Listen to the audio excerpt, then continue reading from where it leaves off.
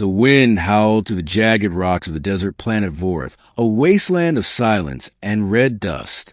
The twin suns hung low on the horizon, casting long shadows over the broken ruins of an old outpost. I stood there alone, watching the winds erase the last traces of footsteps.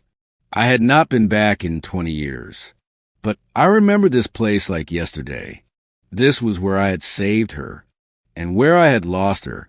I was just a soldier, then barely 20, bleeding and broken after a skirmish between our scouting unit and an ambush of alien raiders.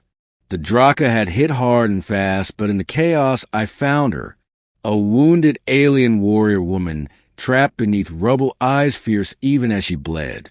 She was unlike anything I had seen. Tall armor with pale skin that shimmered faintly and eyes that glowed like fire. She had snarled at me, thinking I would kill her. But I didn't. I dragged her out of the wreckage, bandaged her wounds, and shared my rations. She could barely walk, so I carried her for 3 days across the waste back to the human line. And when we finally reached safety, she looked at me and said only 4 words. "I will remember you." Then she was gone, taken by her people in the night, and I never saw her again. Until now, the wind shifted and I felt it. A presence. I turned and saw her, standing tall at the edge of the broken outpost, armor gleaming, cloak whipping in the desert breeze. Her face was the same, though older, more weathered, more regal. A long scar now crossed her right cheek, and her eyes were no longer just fierce, they were searching. And they found me. She stepped forward slowly. I kept still. The silence stretched between us. Then she spoke. "I never forgot you, human." Her voice had weight to it, not like before, not angry, not suspicious, but full of something deeper. "You remember me," I said. "How could I not?" she replied. "You saved me when you had no reason to. You fed me when your own stomach growled. You carried me when I was ready to die. No Draka would have done the same for a human." I looked at her, and the memories came back stronger than ever. "I was just a kid," I said. "You were a warrior. I was supposed to hate you." "I know," she said, "but you didn't." I took a step closer. "Why are you here after all these years?" "I searched for you," she said. "After the war, I asked my people, I looked through records. But your kind is vast and scattered. I only found this place by chance." She looked around the ruins. "I hope you might return here someday." I laughed softly. "Well, here I am. Here you are." We stood there watching each other like 2 ghosts from different pasts. She stepped closer, and I noticed she held something in her hand. A pendant, the one I had given her. A little carved piece of metal I had shaped from a broken bolt and wire. "I gave that to you," I said. "You said it would keep me safe," she replied. "I wore it in every battle since." "And it did." She paused and added, "And when I felt alone, I would hold it and think of you." My chest ached. "I never thought I would see you again," I admitted. Nor, as she said, "But I made a vow.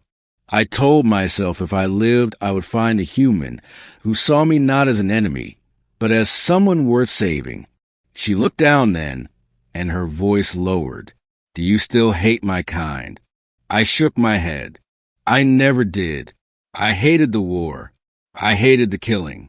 But I never hated you." She nodded slowly as if confirming something deep within herself. "Good, because I am no longer a soldier. I am a general now, and I have power. I have influence, and I have a choice." "What choice?" She looked me in the eye. To keep walking or to stay. To turn my back or to reach forward. "And I came to ask you something," she said. "And I understand if you say no. But I must ask." I waited. Her voice softened. "Come with me. To my world. To my people. Be my companion. Not as a symbol. Not for politics. But because I never stopped thinking of you. Every victory, every ceremony, every night under the stars, I thought of you. The human boy who carried me. And I wondered if you were alive. I wondered if you thought of me too. I stepped forward, heart pounding. Of course I did. Every time I saw the stars, I remembered your eyes. Every time I saw a soldier fall, I remembered how you survived. I looked away for a moment, but I didn't think you would ever come back. She reached out and gently touched my hand. It was warm, strong, real. I came back because some promises are not broken by time. I smiled and held her hand tighter. You really want me to come with you? Yes, she said with certainty. And if you say yes now, I will protect you the way you once protected me. You will be honored and safe. But more than that, you will be mine, if you want. I laughed a little, then not out of mockery, but because it was unbelievable. Aliens had once tried to wipe us out, and now one stood before me asking not for war, but for love. And I knew the answer. Yes, I said, I will come with you. She smiled for the first time, and it was not fierce or proud. It was soft, grateful, beautiful. Then she stepped closer, and we embraced. Not as enemies, not as soldier and survivor, but as something else, something new, something healing. As we walked away from the ruins, the suns dipped lower, and the stars began to show. And I realized that sometimes you don't need to go looking for destiny. Sometimes it finds you, even after all these years.